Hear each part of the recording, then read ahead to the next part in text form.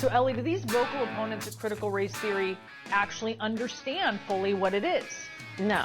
But what they think it means is teaching white kids that all white people are bad and racist. And so, of course, they're afraid of that. Mark my words, our union will defend any member who gets in trouble for teaching honest history. I say that it's time for us to stop believing that we should have the right tweets, we should have the right safe streets. If you or your family ever inherited money or property, take a step forward. Now we need to go to community by community, neighborhood by neighborhood, and oftentimes door to door, literally knocking on doors to get help to the remaining people protected from the virus. How old are you? 12? 14. Yeah. Oh, 4. Oh, great. Yeah. Well, anyway. Yeah, that is great. Great. She's 12, 14, or 4? One of those. Yeah. It would be less disturbing if we knew that Biden didn't routinely come on to 14-year-olds. 12, 14, or 4. All good in Biden land. That is Joe Biden. Today, in a classroom in Illinois, he was either in a high school or a middle school or elementary school. He wasn't quite sure which. You know what? You gotta take care of mommy, right? Yeah, I know. How old are you? 12? 14. Yeah. Oh, 4. Oh, great. Great. Well, anyway. Yeah. But Trump was the problem, right, honey? Alice, I'm not going to be in a bad mood today. You know why? Why? Because I have discovered the most vile person in media. Do I love her? I think maybe I do. Because I like bad people. But only in a really angry way? But Elle Reeve is a vile, vile human being. You may remember her from a couple of years back. She did one of the Vice things about the Charlottesville thousands of Nazis, etc., where Trump said that the Nazis and the KKK was both good people, right before telling people to literally drink bleach. So she is now a legit reporter for cable news network for CNN. And CNN today had her on, and she did her own story wrap in her own way.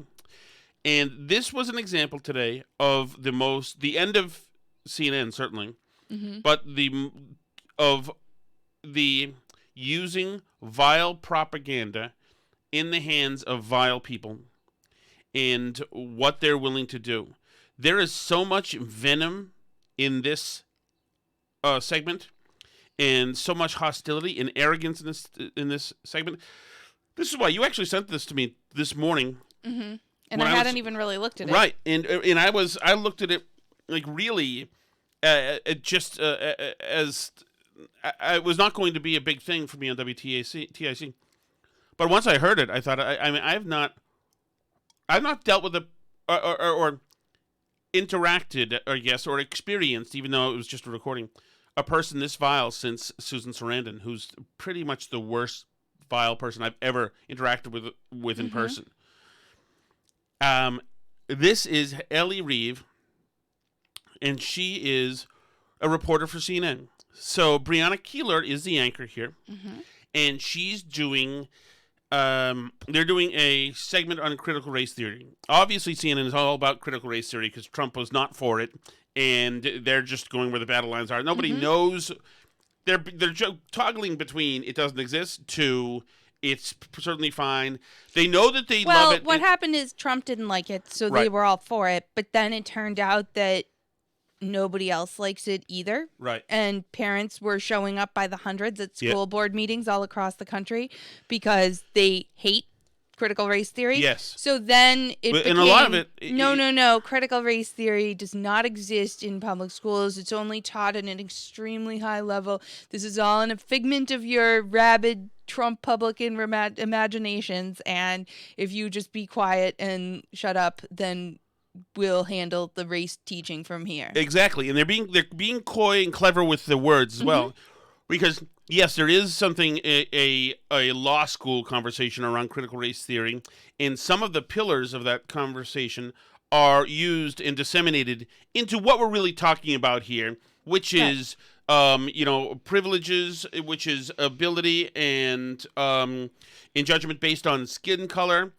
Well, it's the idea of these systems, right? So, whether or not you personally have racist feelings, that's systems. That's the rest of it, yes, is that the idea that it's all the systems, whatever.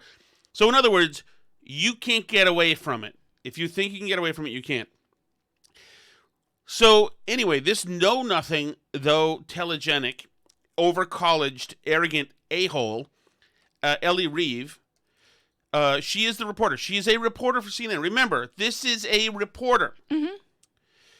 Brianna Keeler starts her segment and intros Elle Reeve. The second largest teachers union is vowing to defend educators who get in trouble for teaching, quote, honest history. In a speech Tuesday, Randy Weingarten, president of the American Federation of Teachers, addressed the controversy surrounding critical race theory, which examines U.S. history through the lens of systemic racism. CNN's Elle Reeve spoke with a teacher who uses critical race theory and looked at how backlash to this framework has exploded. So, Elle, do these vocal opponents of critical race theory actually understand fully what it is? No.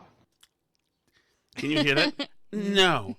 The pissy, vile venom in her voice. No. She cannot even hide her utter disdain for Americans who dare think differently than her. And why should they? It's an academic theory mostly taught at the grad student level. But what they think it means is teaching white kids that all white people are bad and racist. And so, of course, they're afraid of that. There you go. The same way they're afraid of their changing neighborhoods, etc. That's right. And that's why their white fragility is challenged. That's why they're taking umbrage. Such loud umbrage. This little... Are you okay? Yeah. What are you doing?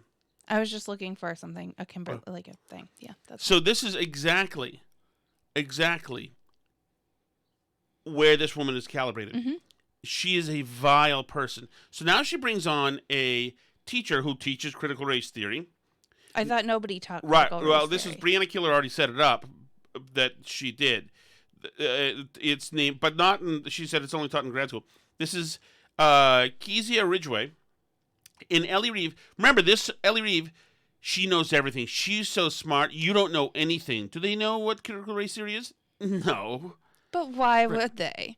They just spend their time watching Fox News. So she brings in Kezia Ridgway. This is the critical race theory teacher, I guess, in college. I don't know what she is. We talked to Kezia Ridgway, who teaches high school African American history. Okay, she's a high school African American history person. I thought it wasn't taught in any high school. Well, I don't know. We'll find out. And discusses CRT in her anthropology class. Can I just start with a very simple, what is critical race theory? Yes. Critical race theory is not being taught in schools. By the way, Elle Reeve just said she discusses CRT in her anthropology class. Yeah. So now the teacher says critical race. This shows you that Elle Reeve is well-credentialed, very well educated on paper, and a total incompetent moron. The fact that already... Or they think we're morons. Already that this package is already contradicting itself is remarkable. So here we go. It's not taught in schools, the teacher tells us. It is a theory. It is a lens by which to view history and the way that law and race kind of overlaps and connects in society. Can it influence the way that some teachers teach? Yeah, but that's a good thing, right? Because race and racism is literally the building blocks of this country. So how can you not talk about it? So it's not taught in schools, except when it's absolutely taught in schools. And that's a good thing. That's a good thing, because racism is the building blocks of this country. That's exactly what we all have a problem with you saying to our kids, because it's not true. Right. And she can't even help herself. Seconds after saying it's not taught in schools, but the racism is the building blocks of this country. She can't help herself. I mean, this news package, if you're the editor, you see this much and you say, Ellie, we got a problem here. The star of this package is a double-speaking, fork-tongued, self-contradicting liar. and somebody who's not ready for prime time in any day. But that's fine. But Elle Reeve, because she's so smart and she knows better than you, she makes no mention, makes no notation. She is happy to just keep this woman where she is as the star of the show. Critical race theory is an academic framework that says racial inequality is perpetuated by the racism embedded in America's laws, not by individual bigotry. But relentless propaganda from some conservatives has created... Relentless propaganda. Relentless propaganda. This is the hard news segment, yes, correct? This is not an opinion piece? She is a reporter whose home base is in New York for CNN. Relentless propaganda. A panic that white people, and especially white children, are under attack. These are systemic things. Ignoring it perpetuates the problem. By acknowledging it, we can find solutions and we can address the problems and the inequality. Says the teacher who says it's not something that's taught in school. She's freewheeling with it right now during this interview. She says she loves it in school. It's very helpful. That exists in our country. And so I think... So remember, this is why when you say critical race theory is taught in schools, and they say, no, it's not. Look, she just said it isn't. So you see? No, we're not doing that. No, fine. We're not teaching technically the law school version of what a critical race theory is. Right. We're not teaching that in school. We're teaching that these systems, racist systems, are implemented and perpetuated and cultivated to this very day.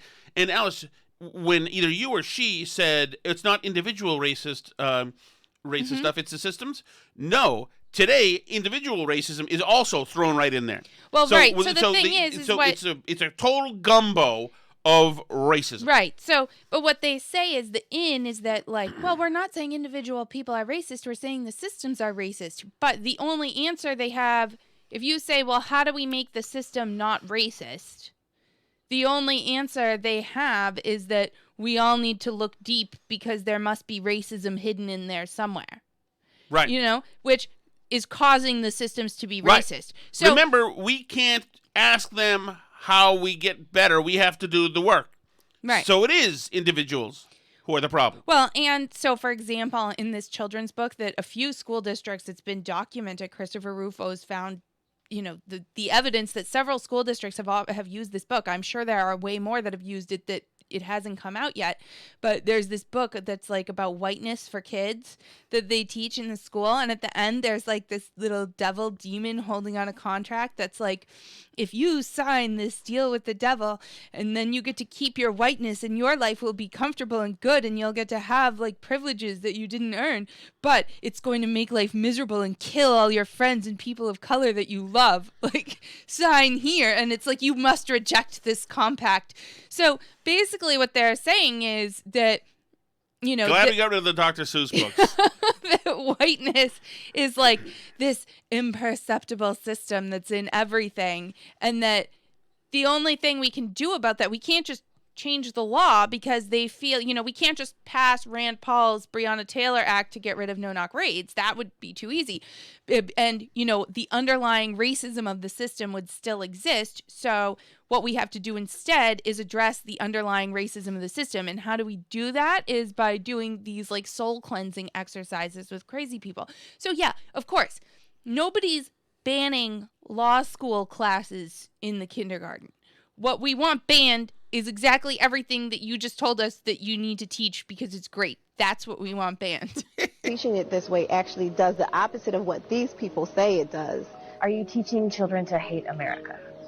No, I'm teaching children to question America. And that's what makes a good patriot. I love that. That's what makes a good patriot. Does that come before or after the building blocks of the country are racism? Right. Yeah, there's no reason to hate America for that. No. Man, these people are vile. So then Elle Reeve has on Elena Fishbein, who's a woman who's, and you'll hear about it, who's an opponent of critical race theory and started kind of an anti-CRT group. Don't force on our kids a particular worldview. Taking a white brush and painting this country as structurally racist, it's insane. Why is it insane, though? I mean, because it's a lie. Last year, Alana Fishbein says she received an email from her kids' school that students would be learning more about the role of race in American society. She thought the materials were racist, so she pulled her kids out of public school.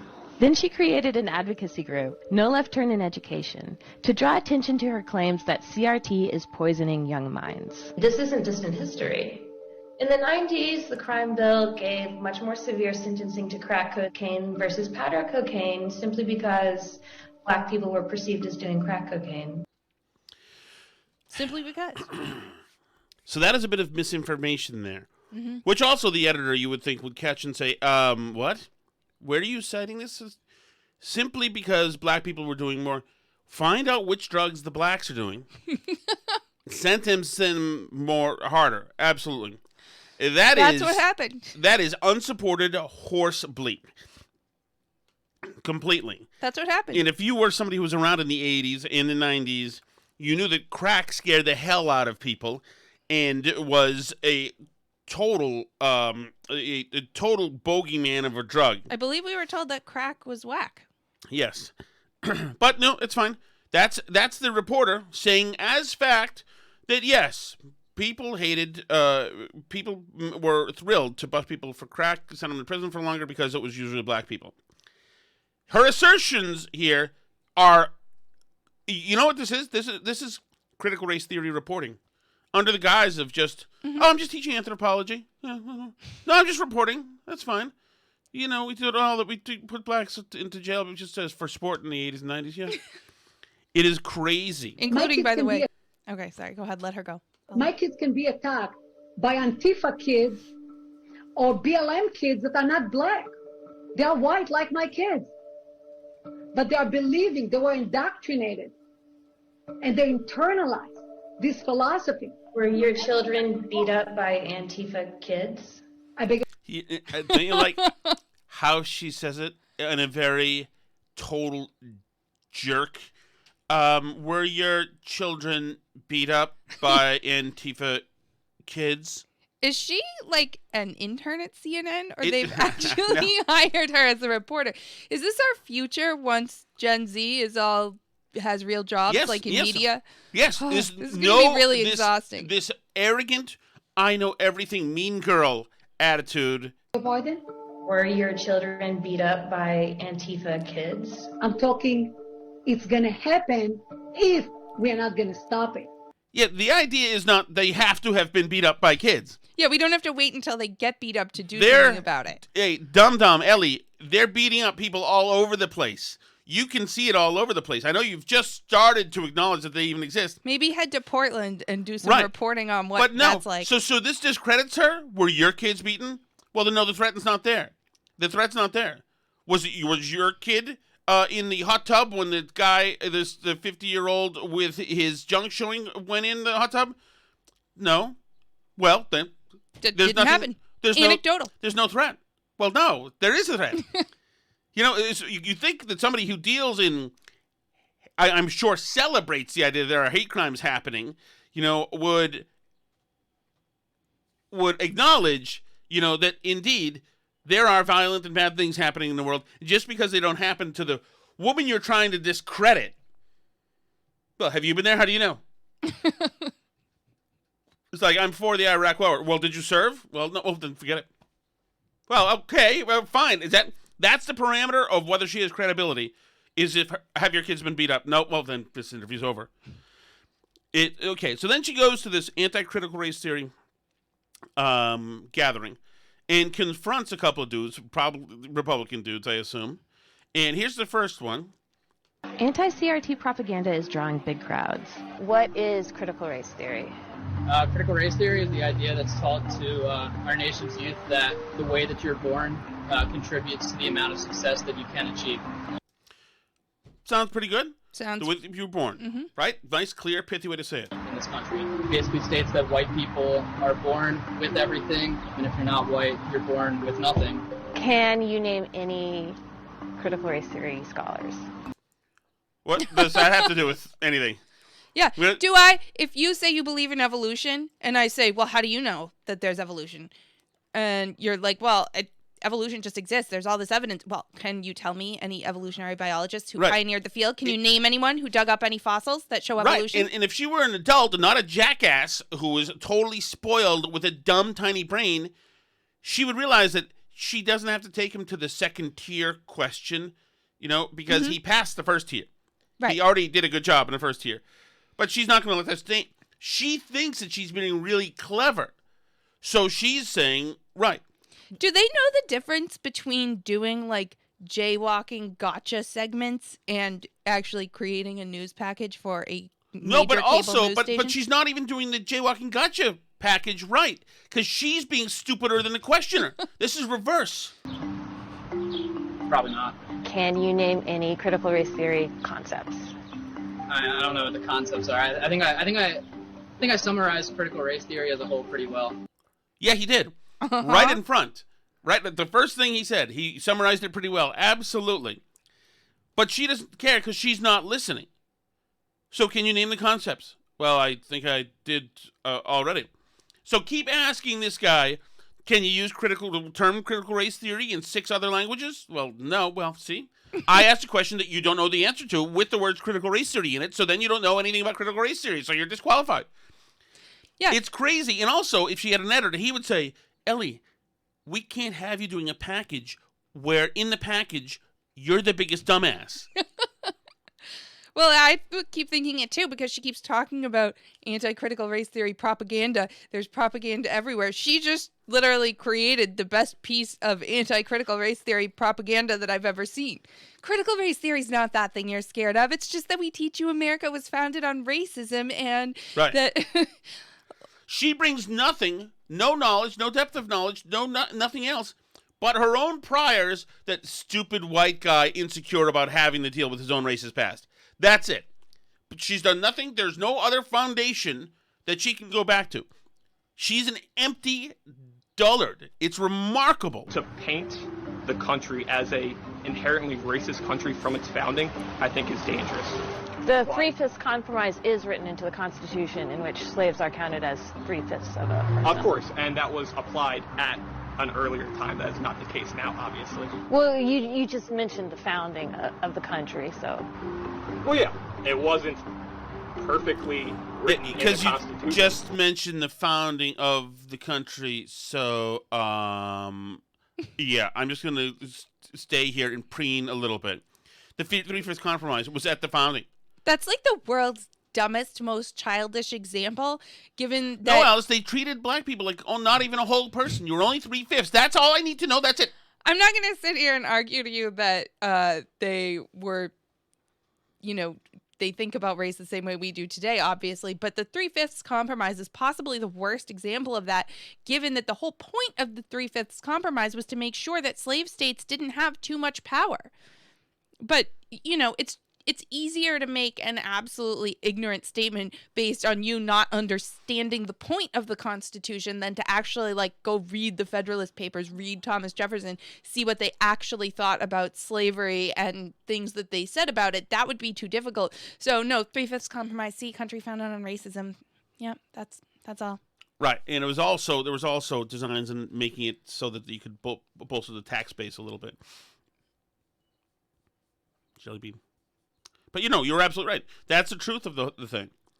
I mean, this was yeah, the slave owners were pushing to have the slaves count as a whole person because that gave them more representation in Congress. Yes. So, but that doesn't prove that they were less racist than the anti-slavery people that wanted to not count the slaves at all. And when That's the not what that slaveholders proved. get more clout in Congress, then slavery doesn't go away. Correct. It expands, as a matter of fact. Incredible. So this is, you've heard this vile, disgusting, venomous, idiotic, somewhat attractive, maybe quite attractive, depending. I like bad people, so it's a different thing. You've heard what she said. Now listen to, as she finishes up her segment with Breonna Keeler and John Berman on CNN. All these opponents of critical race theory told us that, sure, racism was a problem in the past, but it's not now. And so we got into these long conversations about when exactly they thought racism had ended in America. And they didn't have a good answer. What did they tell you? Says Breonna Keeler, totally off the cuff. What were their answers for that? Did they point to any specific data points? Well, one person offered the 90s. What is this that's happening right now? One person offered the 90s. I mean, that's what one of these mouth-breathing idiots who doesn't love critical race theory said. They said the 90s. And she's like, to add mockery into the Q&A part of this, I don't know if Breonna Keeler is... I don't know how she lives with herself I don't anymore. know how this got onto CNN, to be honest, because it seems like something, a kid did with their friend. Yes. No, it's totally gotcha, dunk on you attitude, which would be one thing if she were like Mark Stein, but she's a dumbass. This is... who's positioned as a reporter. Another person said, well, the 50s and 60s were really bad, but that ended sometime in the 80s and 90s. If I were like John Berman, he's pathetic and is a waste of life. But I would say, hold on a second. What is your effing problem? Why are you speaking this tone to the people listening, the audience listening? Why do you have this absolutely petulant tone about you, like some teenage wise ass who thinks she knows something but is clueless? I mean, but they don't, because that's not what CNN is. Not a news organization. But my God, in newsrooms that I've worked in, if somebody had this tone, even in the newsroom, when the old guard worked there, heads would roll. There would be a, come in this room right now, and you would hear an explosion. Other people pointed to Barack Obama. Just because, see how stupid they are? They said that we had a black president, so that's it. As if that did anything, but really just proved that there was racism. I mean, they're going to be tearing down statues of Obama, and probably I would give it like 12 to 18 months until he's a white supremacist. Yeah, there's no... Because the whole thing, I mean, he was elected saying he supported marriage being between a man and a woman and everything else. And so it's interesting because this whole thing about like, when did racism end? Ha ha. See? Like, that's because racism isn't a thing that is there or isn't. People are racist or they're not, based on whether or not they're bigoted towards other people.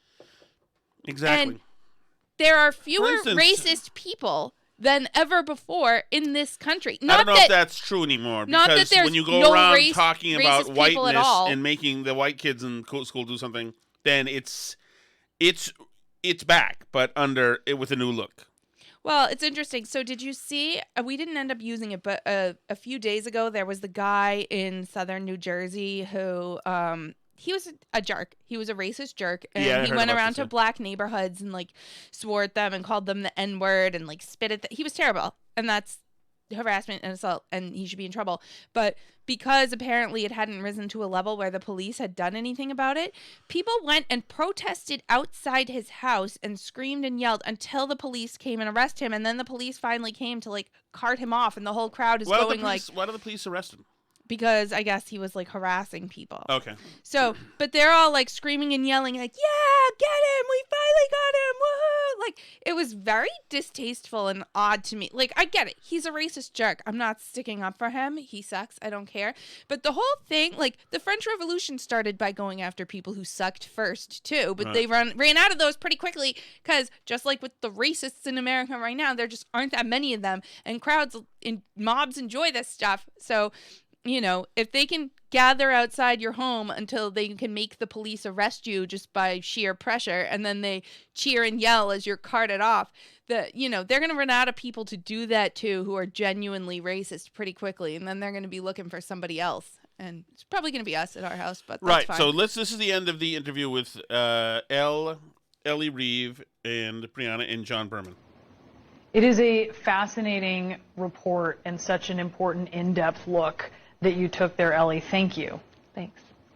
John? That was so great. Right? I mean, that was just so great. And just the way the questions are asked. Just by asking simple questions, you revealed so much. Yeah, she did. But not what she was supposed to.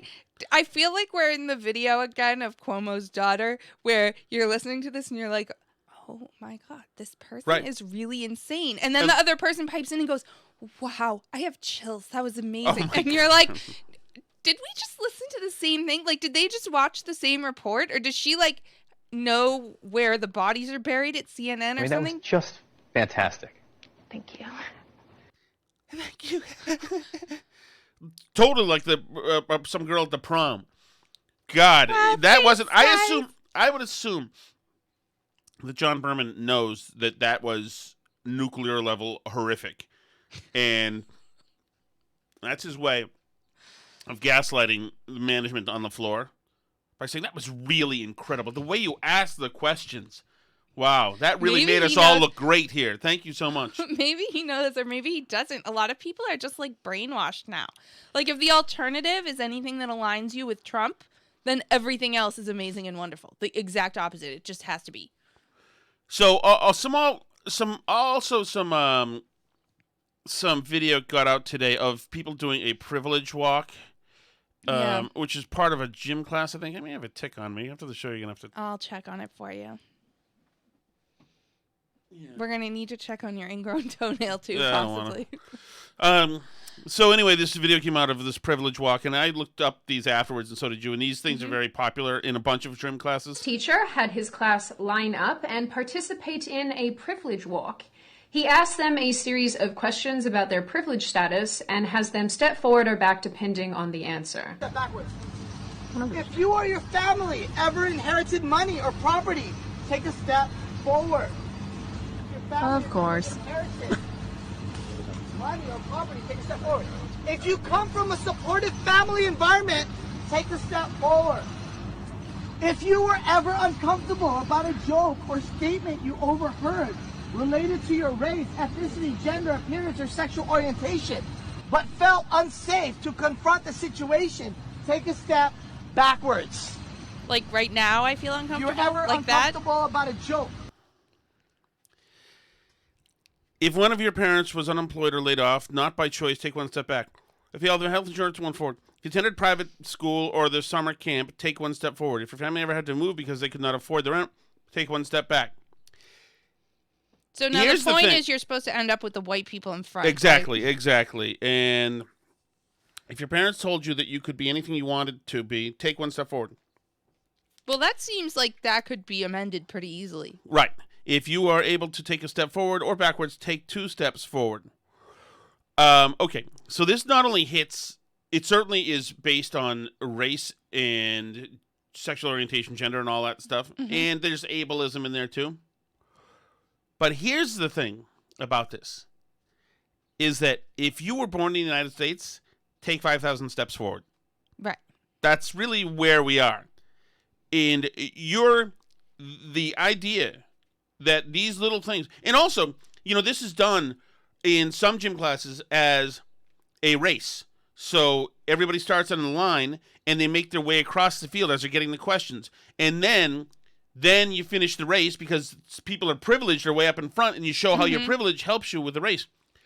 But the race is a straight race across the field. Life is not a straight race across the field. Right. You know, there are many, many more factors than just running across the field in life. There are avenues and cheats and you can develop along the way, and there are other destinations. Yes, absolutely, other destinations. Well said. There's all sorts of things. Life is not, if you shove this into a small model and say this is exactly the parallel for life, well, it might make you feel good, but it's extremely limiting. It's myopic, and it is not effective. Well, I do find it's kind of interesting, and it's kind of interesting, like food for thought. Right. Is it these little things in life? But I say have more things in life. Well, yeah, or I mean, it is good food for thought, but I would say then that the answer then lies in those things, right? Like, oh, if your parents were supportive of you, take a step forward. Well, yeah, so maybe we should tell parents to be supportive of their kids. Like, and maybe we should tell people to have kids after they get married instead of before. And right. And also, and maybe we should, tell kids, like there are a lot of things in life, and a lot of them, many of them go back to 2-parent homes. Absolutely. And absolutely. Well, and also, is God in your life? Mm-hmm. If you have religion, and I'm not a religious guy, but for many people, if you have religion, you get supercharged with a motivation, with meaning, with resolve, with a stabilizing force. Right. I mean, there are all sorts of things here, all sorts of factors. Yeah, and you and I have talked about this. I know you're not really religious, but we were talking about it in the context of we were talking how, like Like everybody, especially when they are talking about Biden and how like Yamiche said, like the team was like superheroes and they're going to save us. And everybody was like getting chills at the inauguration. It's like our parents are looking out for us. You know, that's because they're lacking some like sense of comfort and meaning and stability in their world. And like that's not something that you can get as an adult from just like other people around you, right? Like as a kid you get that from your parents, and that's why kids that don't have that sense of stability and support are, you know, it struggle more to make things happen in their lives, because that's a huge advantage in life. But I would say that religion does fill some of that same hole that as a kid having parents is filled by, you know? Right. And, you know, that's one of the reasons why the NBA is so good. Because you have the majority are players of color, black people. Mm-hmm. And many of them came from the inner cities and would have had to take 100,000 steps back, according to this. Mm-hmm. Sure, they honed a skill, but that doesn't mean everything. You know, you can hone a skill all you want, but if you're dodging bullets on the way after school, then etc. You know, there are challenges in life, and it could be any sort of thing, health challenges, etc., etc. But I was turned on to this video of the Dream Team, the American Olympic team in 1992, the basketball team with Michael Jordan and Magic Johnson was on there, and let me see who was the other guy here. I don't know anything about basketball, so. And Karl Malone was on there. These are all superstars, of course. And remember, that Dream Team was dominant. It was the greatest team to ever play organized basketball. Mm-hmm. So listen to this. Listen to this. The first person you hear is another all-star. I don't know who he is. The second two people are both black guys in the Dream Team, Magic Johnson and Karl Malone. Listen to this. 5. I remember is the white being guy up there with all those great players, and then just being able to soak it in and listen to that national anthem. When they started. That's Magic Johnson now coming in. When they started. Being up there with all those great players, and then just being able to soak it in and listen to that national anthem. When they started playing our national anthem, man, that's when I think a few of us got choked up. Magic Johnson, a black man, and proud American. When they started playing the national anthem, a few of us got choked up. I was standing up there saying, this is who we are, and this is what we're about, and I was just proud to be an American. Hear that? Everybody. And you know what? These guys had it tougher. You know, yeah, people were more racist then than now. Absolutely. These guys grew up in the late 60s, early 70s, and early 80s. They dealt with a lot of crap that have gotten a lot better now. And they... To everyone's chagrin who makes money right. off of it not being good. Right. They didn't sit around asking themselves 1,000 questions to see how much privilege the other guy had. They saw that this was the greatest country in the world. They hit the ground running. And they loved and appreciated that the country gave them the opportunity to take a shot at being extraordinary. And they were extraordinary.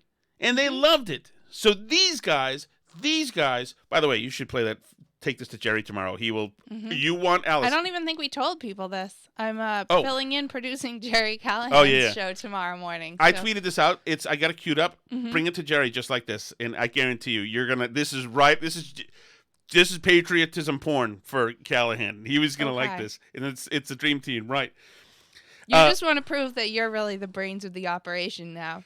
No, well, he's X'd me out completely. Stuff. It doesn't matter. He and I are we're gonna figure it out in the field, Alice. Okay. He and I are gonna figure it out during a 5K. Am I allowed to go to the 5K? Where he will be put in his place. Well, I mean, you're his business partner, so you guys have your own. I don't think that's true. I'm filling in as his producer tomorrow. Mm-hmm. That's it. So I wanted to play that, and it just makes me happy, and I think you guys listening, it probably makes you happy as well. I like it too, and It is. It is a sort of shocking thing to think how far we've fallen from that.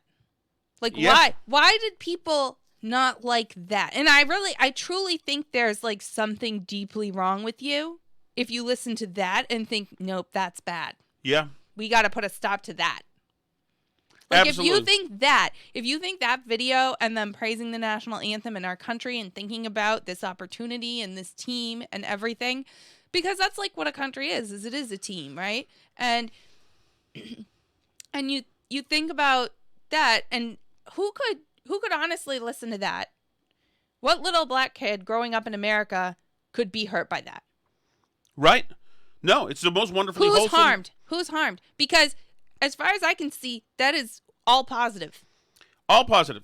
You've got a team of black people and black Americans and white Americans from all disparate past times, for several different. I tell you, you may have had a lot of the black guys on that team not being able to take a step forward during the privilege walk, but you also had Larry Bird in that team, who came from a trashy background, who wouldn't have much privilege either, from French Lick, Indiana. And these guys formed a bond, and they were representing the country, and they were damn proud to. And they were touched by it, by the anthem, because the freaking anthem means something, you GD, selfish Fs who don't think it means something. Okay, so here's another piece of positive audio. Okay, Alice. I'm ready. New York's new mayor, Eric, what's his last name? Adams. Eric Adams. Was on. Well, technically, he's not the mayor right. yet. Curtis Sliwa could pull off a stunning upset. Who I've produced for when I've worked at TKK. When I worked there, he was very. He was one of these guys who was very particular about what bump music we came in with. He was like, make sure you play number 63 coming in. Make sure you play 48 coming in. Make sure you're 93 coming in. Jeez, all right, fine. And they were all like very kind of dancey music. He's an interesting cat. Anybody who wears, what's that kind of jacket called? The shiny, silky jacket that the Guardian Angels wore? Sateen? It's not sateen. Satin? I don't know. I don't know what type of jacket the Guardian Angels wore. It's shiny. They were huge in the late 70s and 80s. Shiny.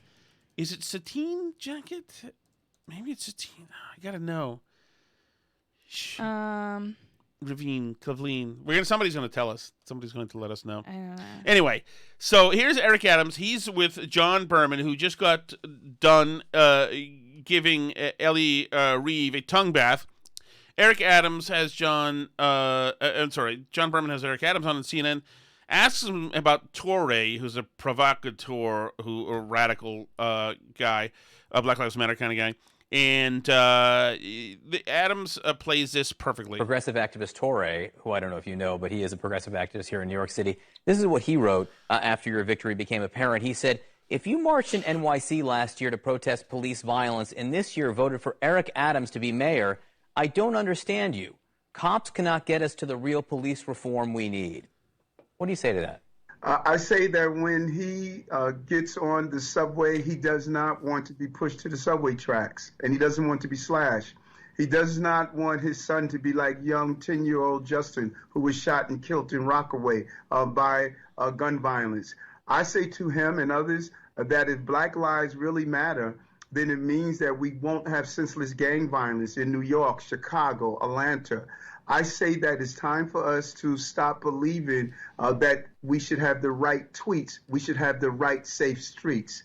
And that is what I'm going to extend an olive branch to him. Not only was I a law enforcement officer, I was beat and abused by police officers, but I went inside and I pushed for reform and change. And so I know there are those who feel as though this is not the moment that we should come together, but I don't believe that, and countless number of New Yorkers and Americans have proved just the opposite. It is time for us to come together.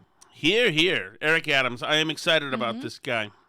Yeah, so this was, really the good guy out of the Democratic field. This is the former cop, tough on crime guy, and I think a lot of minority voters voted for him. He's a black guy, by the way, but thankfully so there was Garcia, who's more like technocrat, like a Charlie Baker, but a Democrat, very operations. We're gonna run the city very well, and then there was the one that was endorsed by AOC, the super Maya Wiley, right, wacko one. So Fortunately, somehow he managed to squeak by, even with them trying to add up all the votes for all his opponents with the ranked choice voting thing and try and put those people over the top. But he pulled it out, and I think New York City kind of lucked out on that front.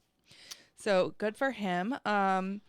The investigations into the worst event that has ever happened in the United States are proceeding. They are trying to figure out how exactly this terrorist operation was pulled off at the U.S. Capitol on 1/6. Daily Beast is reporting riot leader had fully constructed U.S. Capitol Lego set at home, FBI says. Well, it's a perfectly representative schematic.